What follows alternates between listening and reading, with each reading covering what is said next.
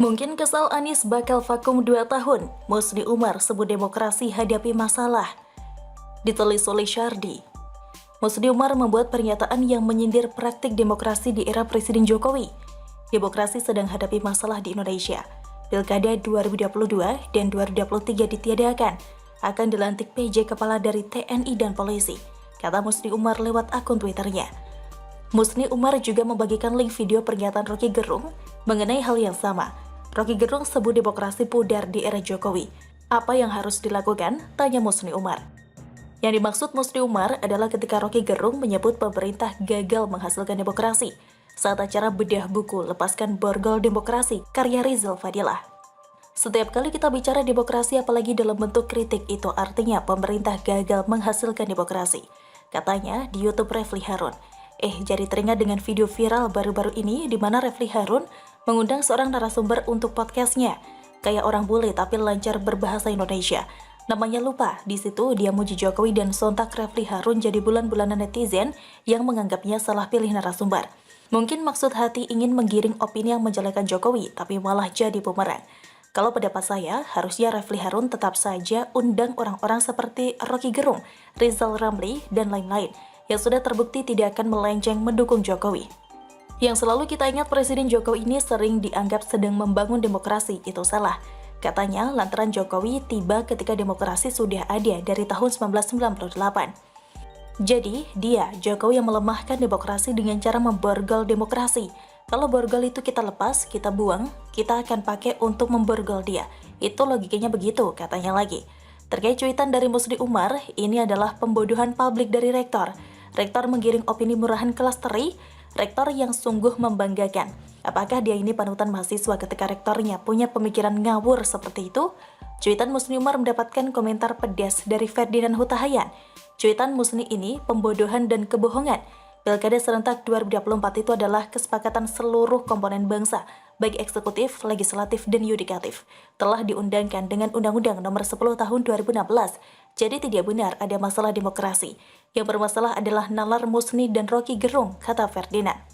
Musni Umar adalah orang yang sangat mendukung Anies di level yang membuat kita geleng-geleng kepala. Jauh lebih tinggi dari seseorang yang ngefans berat dengan artis K-pop. Musni Umar tidak akan peduli dengan pilkada serentak yang digeser jika Anies tidak terkena dampaknya. Buntut dari pergeseran jadwal pilkada membuat Anies harus vakum 2 tahun. Semua ini karena pujaannya yang dibela konyol-konyolan. Musni tentu saja kesal melihat junjungannya tidak lagi dapat panggung setelah Oktober 2022 nanti.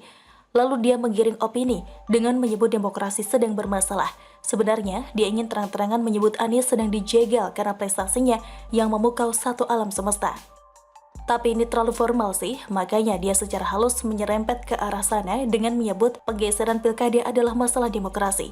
Pilkada digeser, bilangnya demokrasi rusak, atau bikin narasi Anies mau dijegal. Nanti kalau pilkada tidak digeser, dan misalkan Anies kalah pilkada, pasti bilangnya demokrasi dicurangi. Soalnya undang-undang ini sudah disepakati dan disahkan tahun 2016. Sebelum Anies jadi gubernur DKI Jakarta, maka dengan begitu, kalau saja waktu itu Ahok tetap jadi gubernur pun, dia akan vakum 2 tahun juga. Siapapun gubernurnya akan mengalami itu, jadi ini bukan masalah politik atau demokrasi terganggu. Yang merasa terganggu justru Musni Umar dan pendukung Anies, yang kemudian mencari celah dengan membuat narasi bodoh untuk membodohi publik. Yang bermasalah itu justru nalarnya Musni Umar dan kelompoknya. Padahal dia ini rektor, tapi pola pikirnya mirip dengan gerombolan pembenci presiden yang selama ini tidak pernah merasa tenang. Justru kalau mau jujur, demokrasi bermasalah gara-gara orang seperti Roky Gerung DKK. Melalui narasi, ucapan, dan nyinyiran yang mereka lontarkan, demokrasi terlihat seperti barang murahan dan kualitas hancur.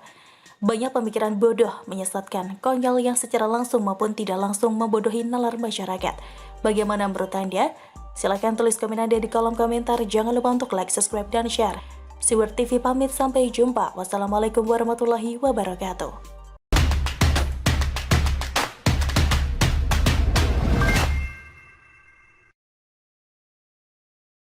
Demo di Hari Sumpah Pemuda, minta Jokowi mundur, waras? Ditulis oleh Syardi. Hari Sumpah Pemuda pada Kamis selalu diwarnai dengan aksi demonstrasi oleh sejumlah kelompok mulai dari mahasiswa hingga buruh. Salah satu kelompok demonstran membentangkan spanduk Presiden Joko Widodo untuk mundur. Spanduk tersebut dibawa oleh massa dari Aliansi Rakyat Menggugat. Di spanduk putih tersebut tertuliskan, Mose tidak percaya kepada DPR RI dan pemerintahan Jokowi Makruf, Jokowi mundur. Ada juga spanduk lainnya yang meminta Jokowi mundur. Spanduk tersebut bertuliskan cabut Undang-Undang Omnibus Law atau Jokowi mundur. Masa tertahan di kawasan Patung Kuda karena akses menuju Istana Negara sudah ditutup. Sejumlah tuntutan mereka antara lain penurunan harga PCR dan pencabutan Undang-Undang Cipta Kerja. Saya sungguh heran dengan mereka yang demo. Mereka dengan gampangnya menyuruh Jokowi mundur, segampang menyuruh mobil angkot menepi di pinggir jalan. Otak mana otak? Ini sudah menjadi semacam tren di mana kalau ada isu yang mau didemokan, maka tuntutannya hanya satu, yaitu presiden harus mundur. Dikhawatirkan ke depan misalnya mereka sakit perut dan diare, berhari-hari pun bakal menyalahkan Jokowi, menuntut Jokowi kasih obat atau mundur dari jabatan. Mengapa harus dipertanyakan nalar dan otak mereka? Mereka memang berhak meminta Jokowi mundur. Meskipun konyol sekali, ada masalah apa harus diselesaikan dengan tuntutan seperti itu. Akan tetapi kita juga punya hak untuk mempertahankan Jokowi karena Jokowi adalah produk demokrasi yang sah melalui pemilu dan tidak ada pelanggaran berat sesuai undang-undang yang mengharuskan dia mundur. Dan seandainya Jokowi mundur, siapakah penggantinya? Ini malah menimbulkan masalah besar kalau presiden mundur di tengah jalan. Pasti ada konflik besar dan berbagai kepentingan politik akan saling sikut-menyikut. Tukang demo ini hanya modal otot yang katanya mahasiswa intelektual, tapi otaknya entah di mana. Pernahkah mereka berpikir bagaimana negara akan berada dalam kondisi bahaya tanpa presiden? Dan kalaupun digantikan oleh wakil presiden, apakah akan menyelesaikan masalah? Lihat saja negara-negara yang pemimpinnya lengser di tengah jalan, pasti bakal ribut dan kacau balau. Kalau sampai itu terjadi, apakah mereka bisa membantu menyelesaikan masalah? Apakah mau bertanggung jawab? Pergantian presiden juga harus tunduk pada aturan dan konstitusi.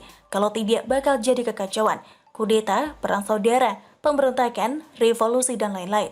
Itu semua bisa dilakukan tanpa konstitusi, belum lagi radikalisme dan terorisme yang bakal aji mumpung. Yang tukang demo paham gak soal ini? Rasanya gak mungkin. Mereka mah enak, cuma modal bacot teriak presiden mundur. Presiden mundur, mereka bakal teriak dan tertawa senang. Tapi tidak sadar negara ini jadi kacau. Sependek itukah pikiran mereka? Ngakunya pintar, tapi sebenarnya tidak ada pintar-pintarnya sama sekali. Teriak demi pelampiasan pikiran pendek mereka tanpa memikirkan efek dominonya ke depan. Kalau mereka paham prosedur dan administrasi tata kelola negara, pasti tidak akan buang waktu berdemo minta Jokowi mundur. Kecuali mungkin berharap nasi bungkus pakai telur mata sapi. Kalau menurut saya, kalau sudah bicara soal tuntutan Presiden Jokowi, maka polanya sama kayak dulu. Mungkin ada sisipan pesan dari kelompok tertentu bahwa politisnya sangat menyengat. Ada yang berspekulasi ini karena satu keluarga yang sedang pusing 7 keliling